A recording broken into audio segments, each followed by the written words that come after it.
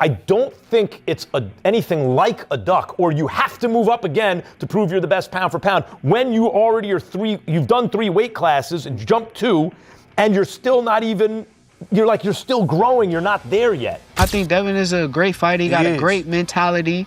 I don't think he's not an easy night for nobody. Shakur says yes to everyone, except the one fighter who keeps proving he's better. Meanwhile, Calvin Ford, Gervonta Davis's trainer, a man who's watched countless camps from the inside, doesn't say much without weight behind it. So when he was asked directly about Shakur Stevenson, no hype, no dodging, he gave one of the most quietly damning assessments of Shakur's career we've heard yet. To me, Shakur was always better, you know what I'm saying? But again, there's nobody that he's been in front of that really put him through that yet. Testing him. Right, so, when I look at certain fights, it's not a threat. You know what I'm saying? But Shakur is Shakur. He's always been Shakur since he was a kid, But again, I haven't seen anything that make me go, oh my God, like they talk about Devin Haney and Shakur, both of them boxers. How that fight gonna unfold, you know what I'm saying? Devin, he's a good boxer, and Shakur is a good boxer. That's a boxing match to be watched, you know what I'm saying? But we'll see.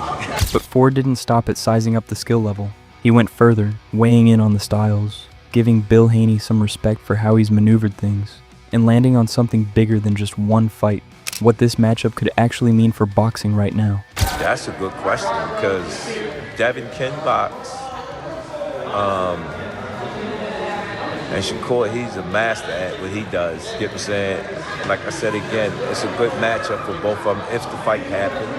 I like what Bill doing. He's a master at it. I give him this prop. You know what I'm saying? So just hoping to see it happen, because it's good for boxing. That's all we need at this state in time, that boxing still having great matchups, because everybody keeps saying since Gervonta, it haven't been exciting to watch, so we got to wait and see. Furthermore, while Ford kept things diplomatic, not everyone's playing it down the middle. Keith Cullen stepped up with a far bolder take. No hedging, no, we'll see. He's convinced he knows exactly how this fight plays out, size difference and all, and he laid out his reasoning without blinking. I feel like Shakur gonna beat him. He got the edge. Devin is much bigger, but he just got the big bro advantage. That's something that I know for a fact. So how does he get the job done? Because Devin got the jab. You don't think the jab is gonna be a problem? Nah, the jab not gonna be a problem. He gonna box him smooth, and he gonna be victorious via decision. On the other side, Devin's brother Sean Haney isn't dismissing anyone. When asked directly about both potential opponents on the table, he made it clear there's no preference, no avoidance, just an honest ranking of who poses the bigger threat.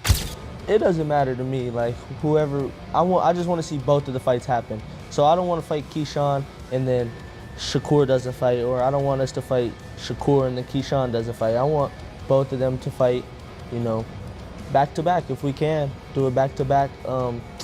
As far as bigger challenge, I think, of course Shakur is probably the bigger challenge, He's one of the best, not only in the division, but in the world. So he's definitely a bigger challenge, but I don't see him being something my brother can't come up on top on. Meanwhile, Max Kellerman, no stranger to calling out fighters who play it safe, isn't ready to fully condemn Shakur here. In a back and forth with Mike, he pushed back on the ducking narrative outright, while still admitting the stipulations leave him with a nagging doubt. I don't think it's anything like a duck, or you have to move up again to prove you're the best pound for pound when you already are you've done 3 weight classes and jumped 2, and you're still not even, you're still growing, you're not there yet. So I agree with you, Mike. It leaves a little bit of a sense that if you were as bad as all that, you wouldn't need all these stipulations, and yet you cannot say that he has to do this to prove himself. No matter which side you're on, one thing is clear. The debate around Shakur Stevenson versus Devin Haney isn't going away anytime soon. Between the opinions of respected trainers, boxing insiders, and former champions, the pressure is growing for this fight to finally happen.